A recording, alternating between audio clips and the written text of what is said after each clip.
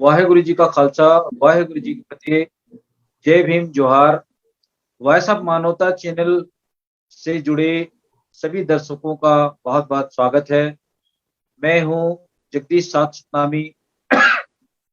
आज हमारे साथ संदीप मांधी जी जुड़े हुए हैं। पहले तो हम वॉइस ऑफ मानवता चैनल में संदीप जी का बहुत बहुत स्वागत करते हैं। संदीप जी, बहुत बहुत स्वागत है वॉइस ऑफ मानवता चैनल में आपका। नमस्कार जी। जी, सबसे पहले तो आप अपना परिचय बताएं। आप कहाँ से बिलोंग करते हैं और आपकी उपलब्धियां क्या है। उसके बाद में हम विस्तार से आपके बारे में चर्चा करेंगे और हमारे देखने सुनने वालों को आपके बायोडाटा के संदर्भ में लोगों को जानकारी हो। तो आप स्वयं अपनी बात रखें क्योंकि आप हमारे साथ लाइव जुड़े हुए हैं। जी, देखिए जी, मैं हरियाणा से बिलोंग करता हूँ और मेरा तरकी दादरी जिला है और गांव मेरा जी, मेंढेरिया है। और मैं 100% दिव्यांग हूँ और एक आर्चरी खिलाड़ी हूँ, धनुष धनुधार। और जी, मैं काफी 8 साल से मेहनत कर रहा हूँ और गरीब परिवार से हूँ, एससी परिवार से। तो मैं बहुत एक दिव्यांग होते भी, 100% होते भी, मैं अपने चंडीगढ़ गया था मंत्रियों के पास, मुख्यमंत्रियों के पास। उनने मेरी कोई सुनाई नहीं कि अनुशासन के अनुसार अनुशासन देते हैं और कुछ भी मेरे को सब समान है। आर्चरी का धनुष नहीं है। अगर धनुष नहीं होने के कारण तो मैं आगे कितने भी खेलन नहीं जा सकता। और मेरे को कृपया करके भाई धनुष की उपलब्ध करवाया जाए, ये ही मेरी मांग है। जी। संदीप जी, अभी तक आपने पढ़ाई कहाँ की है और इस तीरंदाजी को लेकर आपकी शौक है और इस संदर्भ में अभी आपने कहाँ तक इस खेल के संदर्भ में क्या क्या अवार्ड जीते हैं। आप राज्य स्तर में या इंडिया लेवल पे, उसकी स्थिति के बारे में बताएं ताकि हमारे देखने सुनने वाले जो लोग हैं वो आपकी स्थिति को समझ सकें।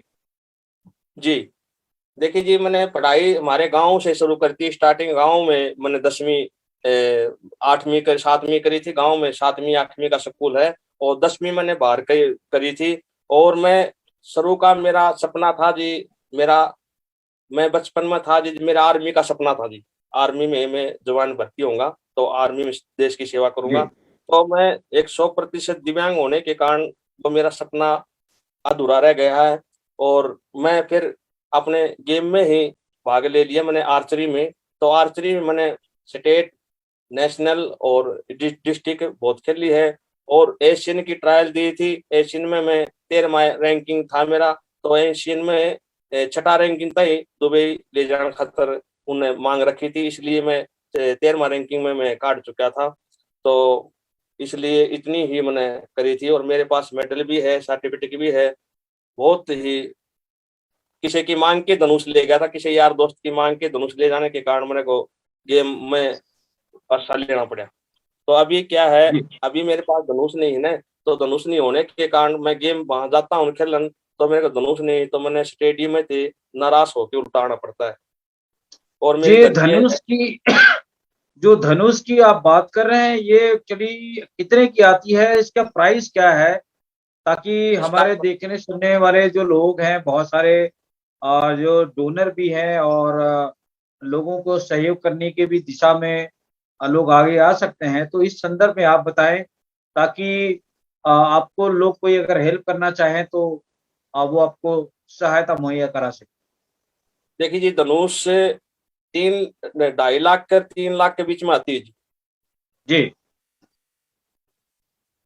और मैं मेरे को और कोई भी मतलब मेरा बिजनेस नहीं है, साइड बिजनेस नहीं है।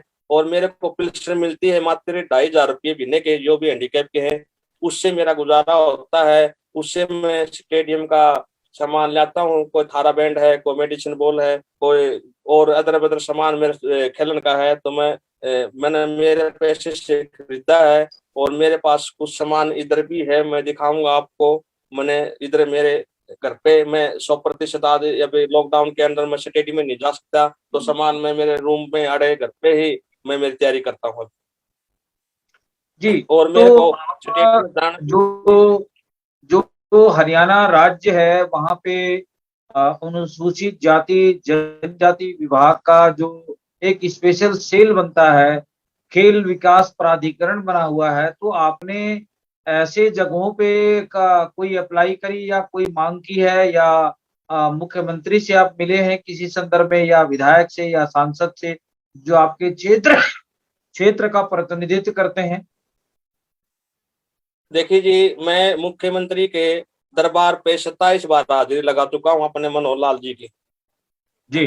तो उधर उस दफ्तर में थी, मेरे को निराश होके आना पड़ता है जी। क्यों? अनुशासन लेते मैंने, मैं एक 100% दिव्यांग, हमारे गांव से कम 400 किलोमीटर चंडीगढ़ है। तो 400 किलोमीटर चंडीगढ़ 100% दिव्यांग जाएगा, कितनी कठिनाइयों से उसका सामना करेगा, जाएगा, पहुंचेगा। तो और जाके बस क्या है, ऐसी बात मुझे आपकी मांग पत्र दे जाओ और हम डाल लेते हैं, तो उसका कोई मेरे पास जवाब अब तक नहीं आया है। संदीप जी, आप 27 बार आप जैसा मिलने की बात कह रहे हैं, तो मुख्यमंत्री से फेस टू फेस कितने बार आपकी मुलाकात हुई है? मुख्यमंत्री जी फेस टू फेस बात मेरी एक एक दिन भी नहीं हुई है। 27 बार में थे, तो उसका पीए साहब से बात हुई है। पीए साहब मैंने जाना भी है दाऊं सुधी डार से, तो उसका पीए साहब मांग पत्र को मेरी को ले लेता है और धर लेता है, और भाई बोल देता है हम आपकी जो भी काम है जल्दी करेंगे, हम आपका जो भी काम है जल्दी करेंगे। आज मैंने 7 साल हो लिए जी चक्कर काट जानी। एक मैं दिव्यांग होते हुए भी भाई इतना कठिनाइयों से गुजरना पड़ता है, खिलाड़ी आदमी परेशानी उठाता है। तो मैंने ये मंत्रियों से मिला हूँ, मंत्रियों से मैंने ये बात करी है जी, मैंने नौकरी नहीं चाहिए। अगर नहीं मैंने नौकरी दो ना, मैंने पैसा दो, मेरे को सामान दे दो, मैं भी एक देश के लिए तिरंगा अपना लहराना चाहता हूँ जी। आप वहां पे लो जो जिस जगह में या जिस जिले में या जिस ब्लॉक में आप रहते हैं, वहां के डीएम से कभी आप मुलाकात की? हाँ, एसडीएम डीएसओ साहब से बात करी थी। डीएसओ से मैं चंडीगढ़ गया था जिस अपने शिक्षा मंत्री रामविलास शर्मा जी ने जो चंडीगढ़ से चिट्ठी लिखी थी, जैसे मंत्री साहब ने बोला ये चिट्ठी आप डीएसओ साहब से दे देना और आपको सामान मिल जाएगा। तब बात चिट्ठी मैंने डीएसओ साहब से दी, तो डीएसओ साहब ने क्या करा, उस चिट्ठी को कूड़ादानी में घेर दिया। जब मैं चिट्ठी दे गया नुलाब की मेल कर दी, तो फिर मैं 10-15 दिन में दोबारा गया, तो वह चिट्ठी मेरी कूड़ादानी में पड़ी थी जी, मुझे देखी थी वह। जी। आपकी जो दास्तां है वो बहुत ही विडंबना से परे है, क्योंकि एक विकलांग के लिए जिस भी राज्य में वो निवास करते हैं, उस क्षेत्र के डीएम को ये जिम्मेदारी रहती है कि विकलांगों को उनके अनुसार हर सुविधा उनको सुविधा सुविधा मुहैया कराई जाए, चाहे वो जिस दिशा में पढ़ाई करना चाहते हैं, चाहे वो खेल की दिशा में हो। लेकिन हरियाणा राज्य की इस खट्टर सरकार से 27 बार मिलने के बावजूद भी एक एक विकलांग व्यक्ति के साथ में ऐसा जो बर्ताव हो रहा है, ये दुखद बात है। हम इस दिशा में सोशल मीडिया के माध्यम से, वैसा मानवता चैनल चैनल के माध्यम से जो देख सुन रहे लोग हैं, उनसे हम प्रतिक्रिया और उनके कमेंट और उनके शेयर की भी अपेक्षा करेंगे, क्योंकि जिस ढंग से खट्टर सरकार को एक जो किसानों ने वहां उनका विरोध भी शुरू किया हुआ है, एक तानाशाही मुख्यमंत्री के रूप में भी उन्हें जाना जा रहा है, क्योंकि जिस ढंग से एक विकलांग व्यक्ति के बारे में उनके पीए के माध्यम से उनके आवेदन को उन्होंने इतनी बार दिया, और डीएम को उनके आवेदन को देने के बाद में, जैसा कि संदीप जी कह रहे हैं कि रद्दी की टोकरी में फेंक दिया गया है। तो इस दिशा जी में हम आज उनसे डायरेक्ट रूबरू हो रहे हैं, और उनकी इस बात को हम सोशल मीडिया के माध्यम से जो सामाजिक न्याय अधिकारिता जो विभाग होता है, वहां तक भी पहुंचाने की कोशिश करेंगे। बहरहाल संदीप जी कहते हैं कि जहां चाह होती है वहां राह होती है। आपने अभी तक अपनी इस मनोबल को गिरने नहीं दिया है। निश्चित रूप से आज इस चैनल के माध्यम से आपकी आवाज को लोगों तक पहुंचाने की कोशिश करेंगे। बहरहाल आपने अभी तक अपनी जो शिक्षा पूरी की है वो कहाँ तक पूरी की है, और खेल की दिशा में राज्य स्तर में या जिला स्तर में कहाँ कहाँ तक आपने अवार्ड जीता है, उस संदर्भ में आप बताएं। मैंने जी 10वीं की है, 7वीं 8वीं मेरे गांव में की है और 10वीं बाहर की है जिले में। और मैं बाहर फरीदाबाद, दिल्ली, गुड़गांव और पंचकुला, हैदराबाद, गुजरात और भिवानी, इन शहरों में, झज्जर, इन शहरों में मैंने, हिसार, इन शहरों में मैंने मेडल जीते हैं। मेडल भी आपको दिखाऊंगा, ट्रॉफी भी दिखाऊंगा आपको। जी, ये तो आप जो शिक्षा जो पूरी की है वो सिर्फ 10th क्लास तक ही की है आपने? हाँ जी, 10 क्लास तक। तो इससे आगे आपकी पढ़ाई क्यों पूरी नहीं हो पाई है, क्या कारण है? उससे आगे पढ़ाई कारण मेरा ये है जी, एक तो मैं दिव्यांग हूँ, 100% बाहर नहीं जा सकता। दूसरी बात ये है, पिताजी शुगर का मरीज है, उसके पैर में इन्फेक्शन है, तो उसके पैरों अभी उसका पैर में जख्म है बहुत, तो पैर भरा नहीं है। माता है, माता भी बीमार है, कल परसों छुट्टी दवा के लिए आया हूँ, रोहतक से भर्ती थी, तो अभी एक लाए हूँ मैं करने वाला, तो और तो मेरे पास कोई है भी नहीं। तो इस कारण थोड़ी नॉर्म नॉर्म मजबूरी होने के कारण मैं आगे शिक्षा में नहीं जा सका। और मेरी कंडीशन बहुत ही खराब है, और मैं एक पिलसन के अनुसार, पिलसन के द्वारा है मेरा घर खर्चा चलता है, और पिलसन के द्वारा है मेरा गेम होता है। कभी पिलसन से मैं अपनी घर का सामान लाता हूँ, कहीं पिलसन से मैं अपना खेल का सामान लाता हूँ। अब मेरे पास बॉल या डम्बल है तो मेरे खुद के पैसे से मैं ले आया हूँ, आज तक मेरी किसी ने मदद नहीं करी है। आपके क्षेत्र के जो एमएलए कौन है और उनसे कभी आपने मुलाकात की? एमएलए हमारे क्षेत्र के है जी। एमएलए, विधायक इधर तो मिलते नहीं। हमारे एमएलए है सिरसा से है विधायक, नैना चौटाला। तो उनसे आपने कभी मुलाकात की? तो कभी कभी, हाँ जी, एक बार की थी हम विधायक जी से मुलाकात, तो विधायक जी से मैंने दिया था। विधायक जी ने ये बोला था, भाई आपका 10 दिन में आपका काम हो जाएगा। तो आज उसने कम से कम 6-7 महीने हो लिए। मैंने फोन किया था, फोन करते हैं जब इन्हों बोलते हैं भाई अभी सामान नहीं आया है, अभी सामान नहीं आया है, अभी सामान नहीं आया है। भाई आप बार बार फोन करके अभी सामान नहीं आया है, तो मैं फोन इस कारण बंद कर दिया करना जी। जी, संदीप माझी जी से हम अभी बात सुन रहे थे। आ, जिस ढंग से भारत में जो सामाजिक व्यवस्था है और उसके अंतर्गत अनुसूचित जाति जनजाति वर्ग के लोगों के साथ में सदियों से जो दंश झेलना पड़ता है, उसका भी एक जीता जागता उदाहरण हम हरियाणा राज्य के इस संदीप मांधी जी के इस बातों से महसूस कर सकते हैं, क्योंकि वो उनके माता पिता भी बीमार रहते हैं और खुद भी 100% विकलांग है।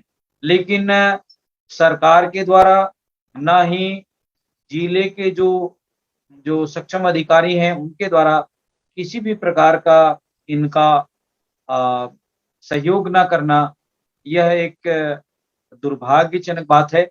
हम संदीप मांधी जी की इस समस्या को लेकर आज हम लाइव चर्चा करने की कोशिश कर रहे हैं।